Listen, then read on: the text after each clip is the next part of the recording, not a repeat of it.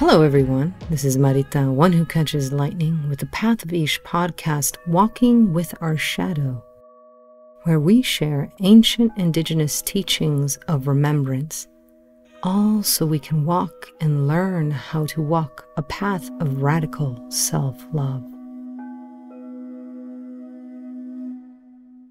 Here we go. Hello, everyone. It's Marita, one who catches lightning with the Path of Ish, y Cuatro Manos y Cinco Volcanes farms. And I'm super excited today to be chatting with an amazing artist that I have really been able to see them step into their power and blossom. And they have this piece of art that whenever we're on a video call, I see. And one of these days, I'm saving my pennies up to get it because I truly believe it's groundbreaking work, what they are doing. And I'm super excited that they're taking time out of their busy day and their busy practices to sit here in circleness with us. And I'd like to welcome Nicole Concepcion. How are you, Nicole? I am doing very well. Thank you so much. I'm smiling from ear to ear as you were talking about the art. So I'm really excited. I'm honored to have this chat today. You know, one of the things that inspires me about the work that you're doing, Nicole, is that you are still at your art. You know, I'm a painter myself. I just saw some memories of some paintings that I painted 5 years ago, and I still haven't been able to get back to it. So, in your creation story, as you tell us about this work of art that you are and how you continue to create in so many different mediums, and offering that to the world. Sure. Creation story. It's such an interesting question for me because I don't often go back to my childhood, right? Like for me, I often have like these books in my sort of like ethereal setting. I have books of information of who I was and how I've lived this particular human experience. And I may open them every now and again, but I don't necessarily, get into them unless asked. And so, yeah, I really do love this question. Mhm. So art for me is something that I've been doing since I could draw. And I would say even in, there's drawing and illustrating. I've been painting probably since I was like 5. And a lot of that comes from my grandmother, who was also the curandera of the closest one that I had. And I spent a lot of time in my grandparents' house. So, and even though my grandfather wasn't a curandera, he set up the system so that my grandmother, who was also disabled, could continue her work. And he always had a really very high level of respect for what my grandmother did. Whether his belief system was integrated with hers or not, he saw the just extreme respect that like the community had for her, how she, her level of charisma and presence with people and the people that would come over the house to get readings and things like that. She made herbal tonics. And this originally was in New York. My grandparents met in New York, and both of them were immigrants. My grandfather's from Sicily, my grandmother's from Puerto Rico, who also spent time in France at a convent. So, and somehow she was able to make her way to the States even after having, my eldest aunt was raised by her father in PR. And so, my grandmother had this very sort of traveled and mysterious life. And I only have like the bits and pieces, but the things that I got directly from her were the planting, the gardens, the cooking, the everyday living. And so, and art. Art was a huge part of what she loved to do. She was also an artist and she painted. She loved watercolors. And I grew up watching Bob Ross with my grandmother and us, taking on whatever project he had on. So um, that was an integral part of what we did every day.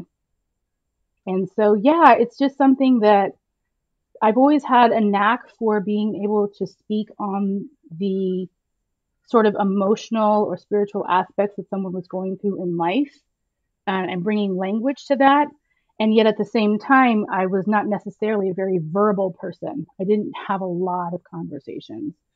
Even with my grandparents, a lot of the things that we did were very nonverbal. Mm. We communicated, especially with my grandmother, when it came to talking about the curandera, like just the aspects that she brought to her living.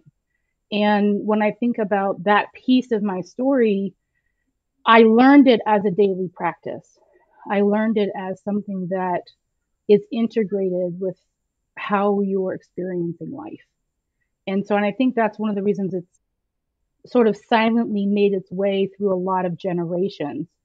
Part of that silence, too, though, of course, is that it was very secretive, right? Like there was a point in time where you did have to hide your level of connection to the spirit world. And that was something I definitely grew up with as well. Like, this is not something that you talk about, it's not something that you speak on.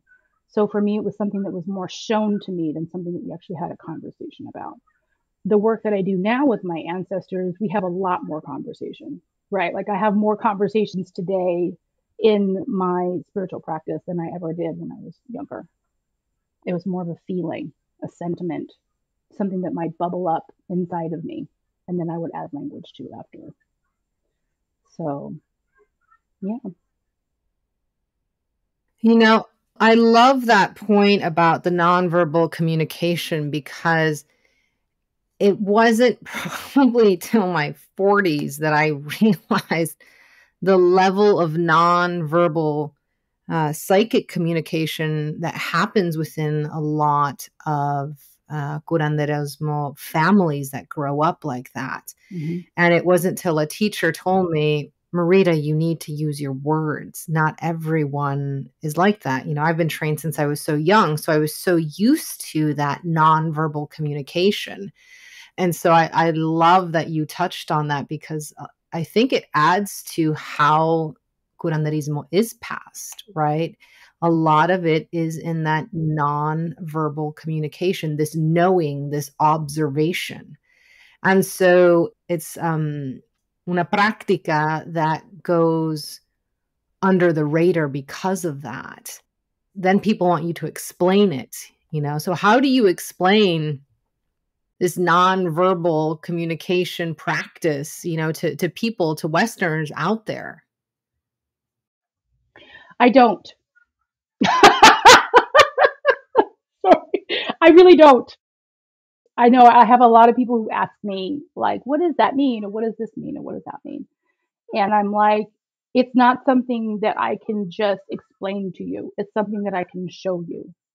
So, like, for instance, I'm releasing and revealing sort of a new program that's going to dive into this nonverbal communication a little bit more.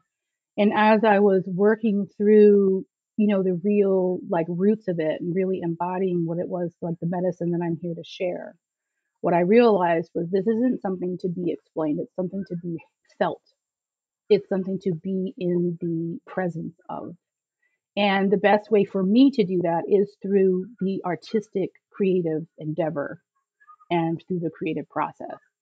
And the reason that I kind of choose not to explain it is because one of the reasons that we have a level of curanderismo that still exists is because we know how to be silent enough about it so that the colonizers don't take something else away from us. I mean, and one of the reasons that it is, I think, in a way nonverbal is because you could not talk about what you were really doing in a lot of instances. When I think of my grandmother and my whole matrilineal line has, everybody has a gift. Whether they choose to use it or not is, of course, their own practice of purpose. But I can tell you that, like, my aunts, my second aunts, and my grandmother, I watched them all practice. And again, I mean, I still remember situations that went on when I was young in Puerto Rico, spending my summers there with my family. And I'm still remembering, like, oh my gosh, they gave me a blessing here with Yamaya, or oh my gosh, like I remember this now. And now I know what that means, right, as I've gotten older. And so there's a beauty in the nonverbal. And I feel like so part of what's bubbling up is because we have such a 2 to 4,000 year history of those that have won because of murder and genocide. They're the ones who get to use the words to write the history books and to write language out, and in a way create education. And um, I think there's a part of the process that I'm learning in terms of how I'm going to share this medicine. It's not about writing the books or writing the history down. It's about showing and having people feel what it means to be that connected, right? To stand in the middle of their physical presence, their essence, and also their lineage. And so, the best way to do that in a lot of ways is to have people practice presence. So I don't like to explain what it is. I would rather show them, because I think a feeling carries its weight longer sometimes than language. Language changes. Language can be burned, as we know, with books being banned all the time, and, a lot of people's history being sequestered or gatekept, right? So I hope that answers your question. Yes, it does. And I think one of the things to remind people who still don't know what curanderismo is, it has many branches.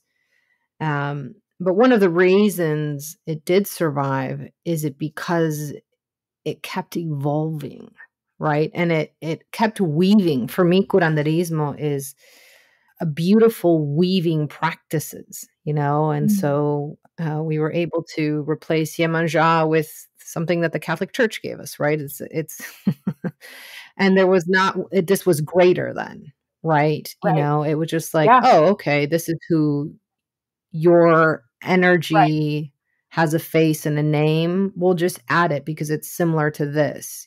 So I think there's something there. Yeah, Right. We added yeah, it behind. of that weaving and Absolutely. I mean, when you were saying that too, what reminded me of like San Martin de Porres was one of those patron saints of my matrilineal line that I'll never forget, right? Because mhm. which is Saint Martin of the Poor. In my family history, everybody had a statue of San Martin de Porres. In fact, my grandmother had one when I was growing up that was taller than me because he was like the size of a 5 or 6 year old, right? Like it was a very large statue that she had of him in the house. And That would be large. yeah, it was tall. And it was like, I remember the day that we were like looking eye to eye. And I remember the day that I was like taller than him. And I remember the day that I was, I just kept growing larger than him. But like it was just one of those interesting things because she had it in her house, in a very specific place in her house. And, and again, that was sort of a throwback in a way to, you know, just who he aligned with in terms of some of the African traditions that were brought over to the island. So,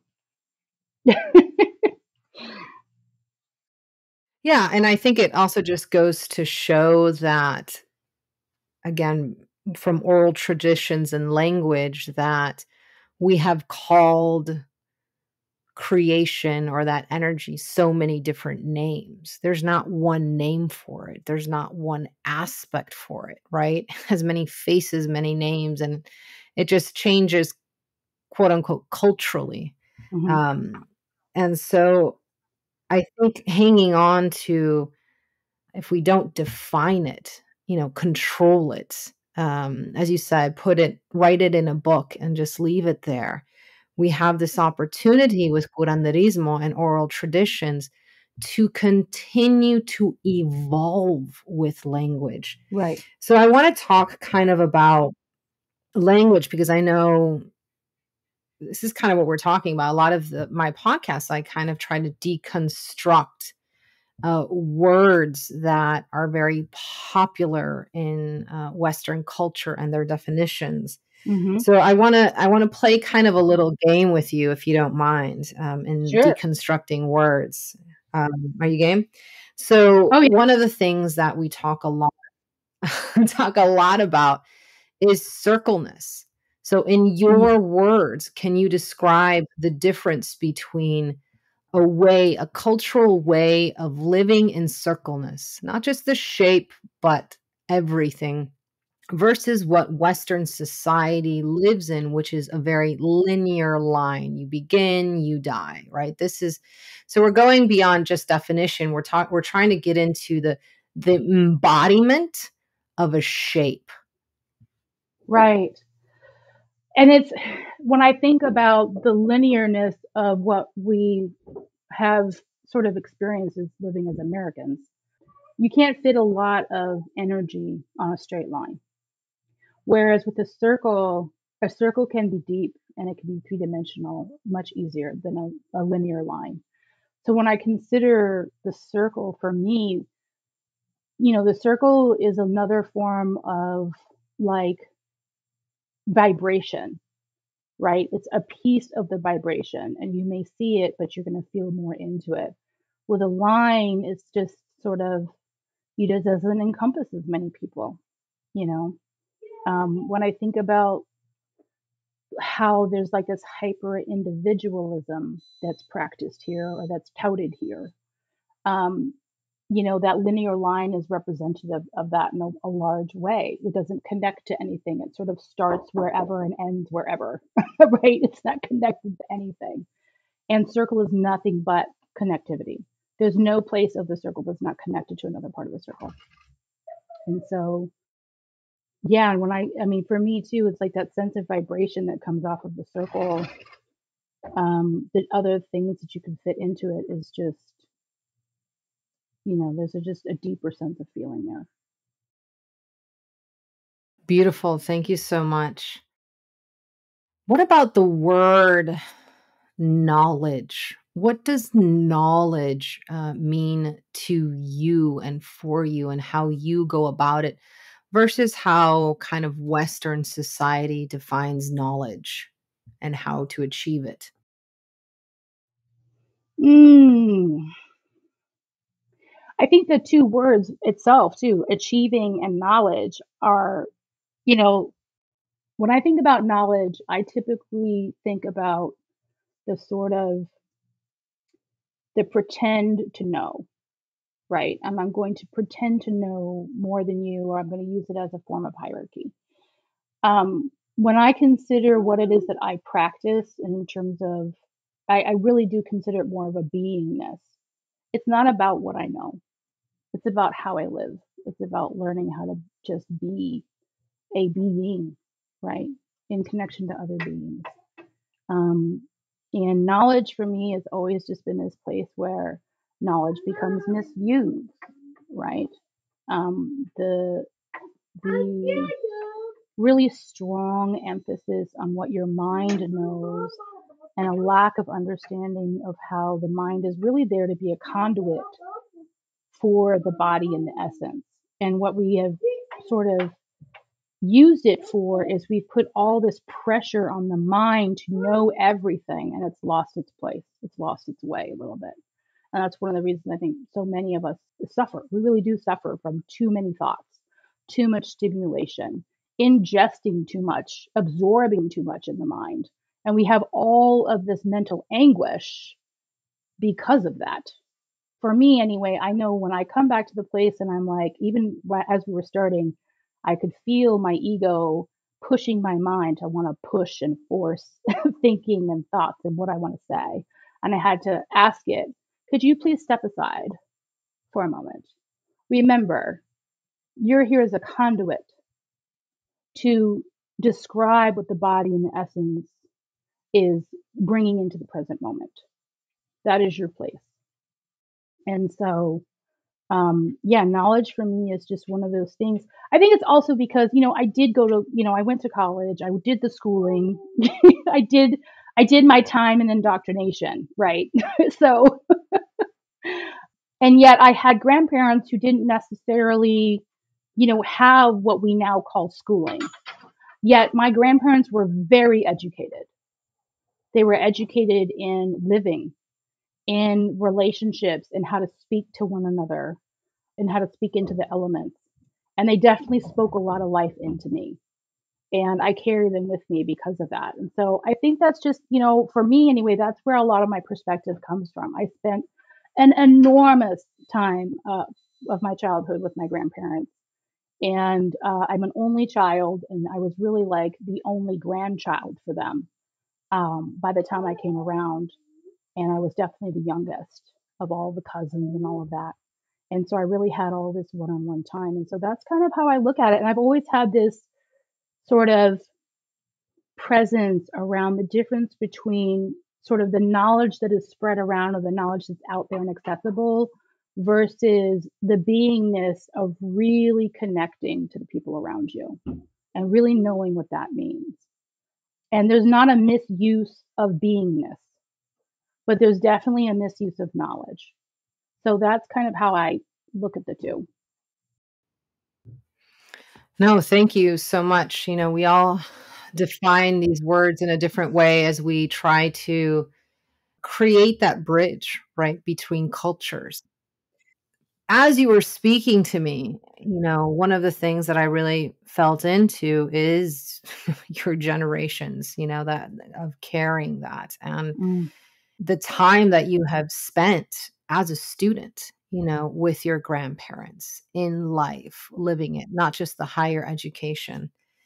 And how is it that you speak to people that are out there who, of course, let's say they don't want the certifications, which is fine. I don't ever give any, but just believe that they can just pick up and just use intuition that has been untrained and start doing these practices, especially for others. Can you kind of talk about that? Because I feel what happens sometimes is that people are like, well, okay, well, if I don't need to have the certificate and it's just this knowledge and intuition, then I feel like they kind of leap over like, oh yeah, but this person was, 40 years in training. This person was all that. So can you kind of speak to that? Because I feel like it's coming up even more and more. right. When people, I don't know if we can cuss on this podcast, but because the terminology that came to me, of course, includes a fucked word, but like that's how people get fucked up, right? Like the easiest way for you to get lost is to oversimplify practice and also to be really ungrounded from your own personal lineage. One of the things that I often do with people is they tend to come to me when they're feeling a little lost. And that can be in a myriad of ways. Sometimes it's just that they're so ungrounded from their own lineage or their own life that they become lost because they're just kind of they're taking what they see and trying to do that, and it's not necessarily that it's misaligned, but it's just not really grounded in their bodies or in their story. Just kind of like how we were talking about in the beginning, the creation story, to use that terminology. If you don't know where you came from, you do not know where you're going. And that is something that the first time I heard it was from Rastas. They talk about each one teach one. And I had the very huge benefit of living through the 80s and the 90s where we had a lot of different subcultures, and I was able to sort of weave in and out of a lot of subcultures. So I did learn from many, many teachers. And one of the things that seemed ever present was really having a handle on where you came from. So, I mean, intuition can only take you so far. And I don't think that intuition is necessarily the same as channeling, right? A big piece of curanderismo for me is that I come from a family that channel information. And so I've always known that, and I've always been very grounded in that piece. So I think it is really important for folks to understand, who do you remember in your past that actually had this kind of ethereal connection? Who was it? What was your relationship to them? Right? What do you remember? What did they teach you? Those are always the best places to start so that you're feeling more grounded. It's also a good place to start and to remember, because then you're not necessarily trying to take somebody else's gift or how they explain their gift and apply it to your own life. Application only works so far. And what I mean by application is, like, when you learn something and it resonates so deeply with you, and then you do the work to ground it into your own story, then you get to apply it. But again, there's a process that happens, right? There's a process that does need to happen. Yeah, I mean, I see folks that are a little bit ungrounded, and you can tell. I can tell. Let me say it that way. I feel like I can tell when I read something, and I'm like, that doesn't feel like this person. It feels like they're sort of like wearing a robe for a moment, or like a smoking jacket. Like, you put this on, to say this certain thing, but you're going to take that off. And, for me, part of the beingness is really around, it is of you and it is you. So you don't need to put anything on to say a certain thing. You're just really, that is who you have become now, once you're grounded in that work. So I hope that answered that. No, it was great, and I think it brought up a huge, huge thing, is that so many people equate intuition with channeling, and I'm right there with you as someone who came from very strong channelers and trained. Like, there's a lot that goes into it, to Oof. be able to do it in a way, and there's a lot of things I was taught, and a lot of rules, and a lot of making sure, like, is this right, right? Because Yeah. there's a again, there's a lot of channels out there. There's a lot of frequencies out there, and to make sure that you're actually being able to do it and hear to the best of your ability. And that's a whole nother story. But I want to kind of go back to this circle that we keep walking around, which is embodiment and Mm. embracing. And, you know, how was it that you were able, or what was the steps that you were able to finally, or what was the medicina that you were able to finally really embrace, that you came from an unbroken line of curanderismo? What was that practice, or what was that journey for you like?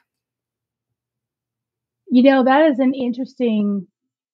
an interesting question, because I don't think I haven't necessarily presenced the moments that sort of led me to this place that I'm in. But I will tell you that part of, for me, the journey into really grounding myself in who I am, and that I know what I know, and that I've had this knowing for since childhood. I can remember as a child astro projecting around my neighborhood in dreams. I can remember always knowing that I didn't need to struggle around certain things, because they would just come to me in older age. Like, I always had this knowing when I was a youngster, under the age of 11, that my success in life would come later on. So I never felt prisa, right? I didn't feel like a struggle or the tension to, like, hurry. And I want to presence that also, because I believe that one of the biggest wisdom connections to being a channel is age, is actual living the human life into a certain amount of years, right? Like, being an older adult, for instance, has really helped me on that journey. I don't think it's something, even though I had certain psychic connections and I could do a little bit of forecasting for my own safety as a child, that always kept me safe, it's nothing as to the degree that I'm doing now. right? Just like the breadth and the ability and what's been revealed, the levels of connections that have been revealed as I've aged and now that I'm in my mid 40s. So that's one thing. I always had a pretty good handle on where my lineage came from. I didn't have all the details, but I will tell you that my connection with my grandmother was that strong. And I used to, I was an explorer. My grandparents had like a 3 or 4 bedroom house, and they had all these like knickknacks that they brought over from New York. So like we had a couple of the rooms that were just like basically like staged and set up, and I would just like go exploring in their stuff. And everything that I picked up had like a little bit of a story to it, right? Like just feeling into things.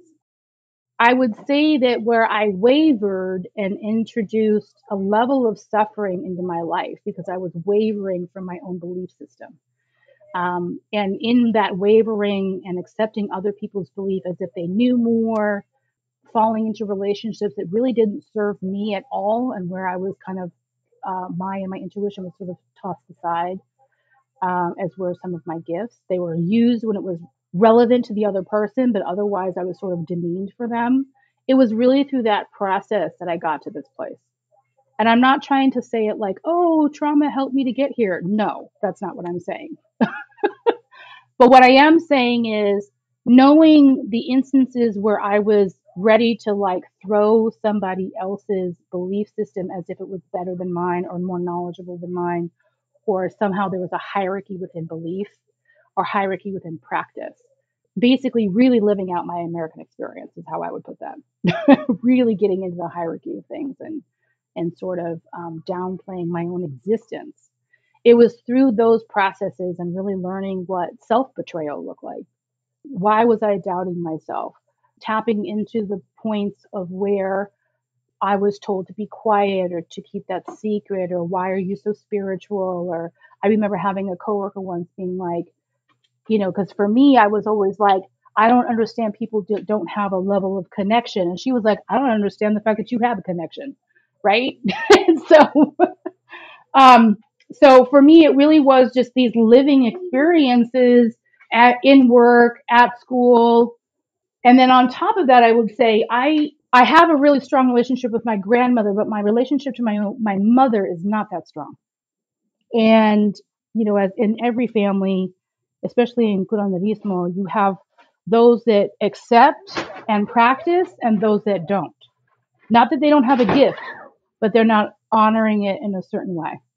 And because my mother doesn't practice, her and I don't always, integrate. Our relationship is not as integrative. It's not as emotionally intimate.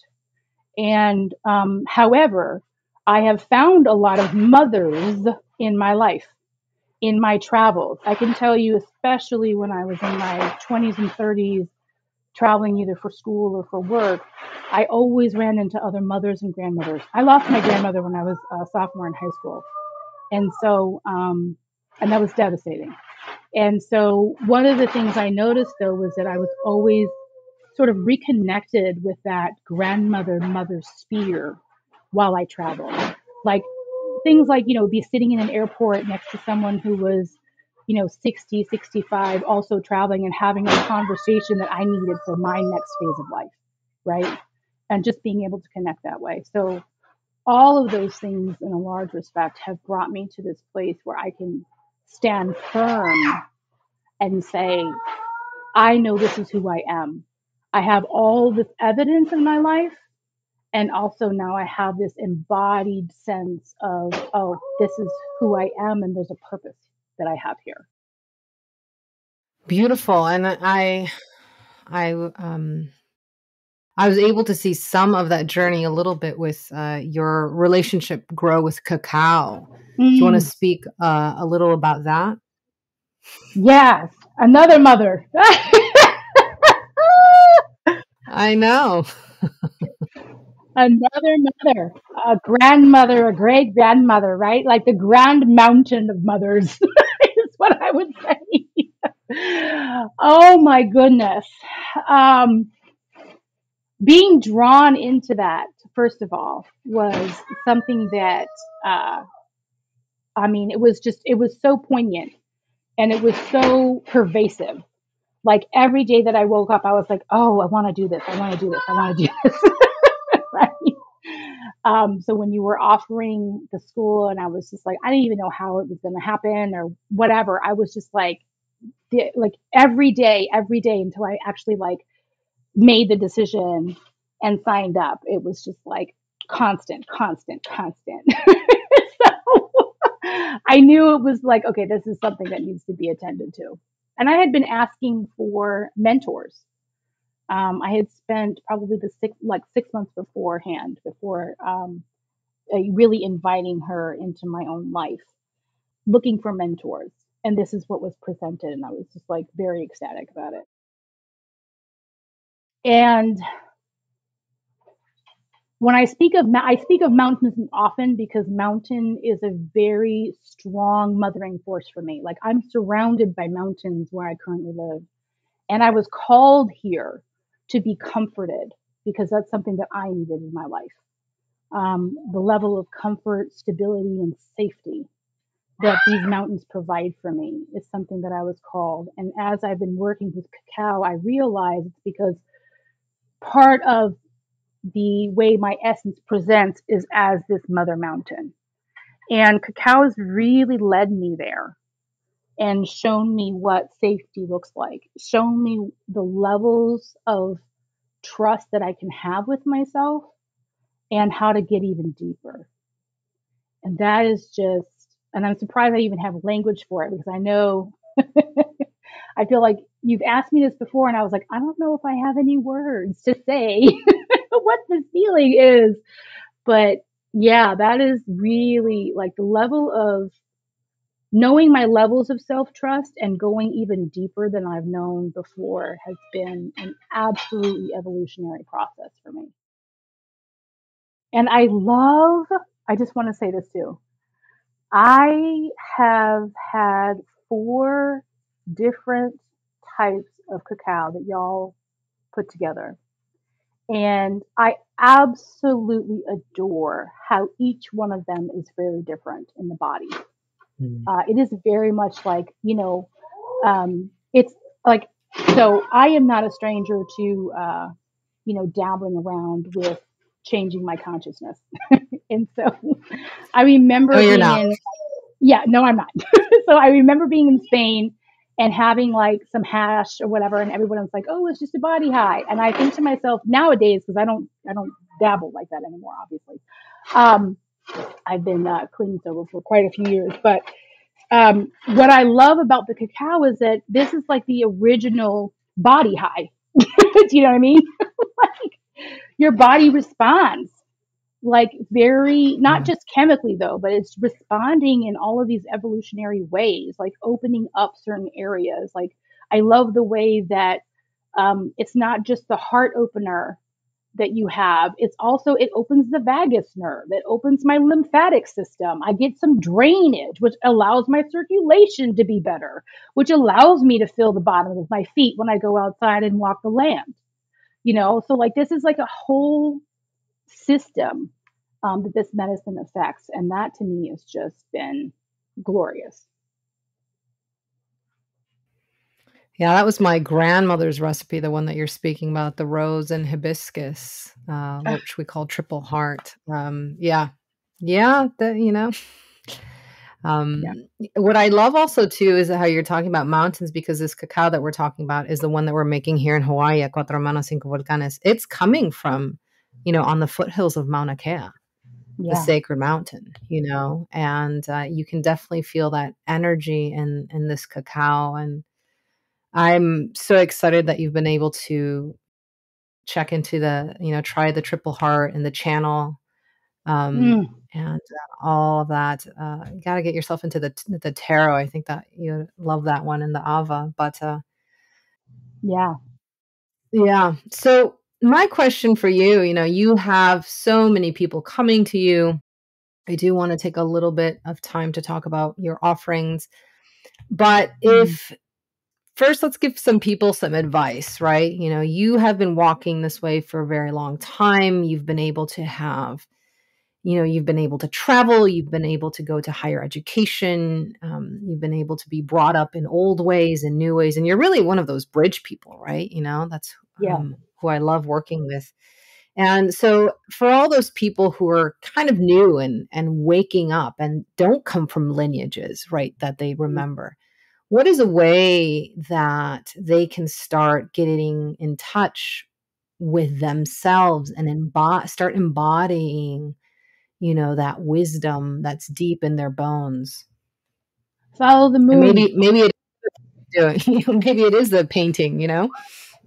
Right. So, I mean, like I would say for those that are sort of at the front end, follow the lunar cycles. Start to follow the lunar cycles and start to write down your mood every day. That's the easiest way of really getting back connected to yourself, because we all have cycles also. So if you don't know your lineage, then know yourself and your connection to the lunar phases. And I used to offer, actually, I used to call it goddess alchemy, specifically for that. And I would literally follow the moon with other folks and help them to learn how to know themselves deeper. Right.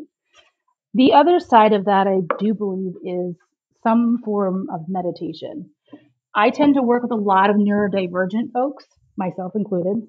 And Yep. so, I mean, we don't, you can't always get down being silent, sitting still. You know what I'm saying? That doesn't work. Yep. Does not always work. So, one of the things I would always say is just, you can do, I'm one of those people too. Like, I've been doing yoga and meditation probably since I was like 16 or 18 in some form or capacity. When I had children, there's no moment to really just, because even if you try to do yoga, you got kids climbing all over you. I mean, it doesn't, it's just different. Not that it doesn't work, but it's different. And so one of the things I used to do all the time is I would meditate while I was driving, right? So anything, or washing dishes. Sometimes it's cleaning. That's a really big feature of, I would say, curanderismo, is also you're using your daily life as a means of practice, as a means of connection. So whatever you're doing, you can do with a level of intention, right? Like, I'm feeling a little sticky over here. This energy is old over here. Go in there, clean it out. And, you can say a prayer while you're cleaning it out. I mean, and I use prayer and meditation. Yeah. Like, and I use prayer and meditation kind of interchangeably, because they're kind of the same thing to me. Mhm. Right. Yep. There's not that much difference. Yeah. Beautiful. No, thank you so much. Let's talk about how you are providing these amazing opportunities for people to connect to and start embodying that wisdom and kind of bring it full circle with art and painting and all of that. Yeah. I'm really excited to bring what I call the creative curanderas in. Right. Like, I have my own, I call myself a creative curandera. And the reason for that is because I love that. I have a level of muse energy. So I'm really able to, because I can take up so much space, like a mountain or a mountain ridge, I can Mhm. hold people as they learn themselves, as they learn how to trust themselves intuitively. And when I mean intuitively, I mean more like within the body, right? Like that level of knowing where you're just at peace, and you know that the next decision that you make is part of your beingness. And so I do offer, right now, actually, it's called Intuition to Fruition. And it's just as it sounds. We're taking your imagination, that which sort of resonates in the ether, and we're bringing it through your body, through your hands, through your senses, and we're putting it on a canvas. And yeah, that's what we're doing. That's the medicine I'm bringing. So, Beautiful. How can people follow you and discover more about what you're doing and get their creative juices flowing? oh, sure. So I'm on IG it's at Loving Kind, and I'm also on Facebook, full name, Nicole Concepcion. And right now, those are the easiest places to reach me because my website is sort of under construction as I get everything prepared. I just trademarked Creative Arousal. And so this new company that I'm building, also building a website. So the best way to get a hold of me would be through IG or FB. Just DM me and we'll have a conversation. Beautiful. And Nicole is also on our website over at Cuatro Manos Cinco Volcanes as one of our trained facilitators offering cacao ceremonies. And that could mean anything, right, Nicole? It probably will involve some painting, some embodiment practices, and bringing people to the mountain. Thank you so much for your time, Nicole. Anything else you want to share before we say goodbye to everyone today? I think the last thought that I'd like to offer is just that everybody has the ability to get back in communication with their deeper self and not to be afraid of the journey that is life and to take your time. I think that is amazing advice. You know, time truly is such an amazing mentor that allows you to integrate things. And the more that I walk in this lifetime and remembering others, I see that it's truly our everyday that is the lessons that we are here to learn. So thank you for sharing your lessons of your journey of embodying and returning back home to your roots and being that bridge worker for all of those who are waking up and wanting to find a new way of being. Thank you, everyone, for joining us today. Thank you, Nicole, and we will see you next week. And remember to keep walking in circleness in everything that you do. Shade.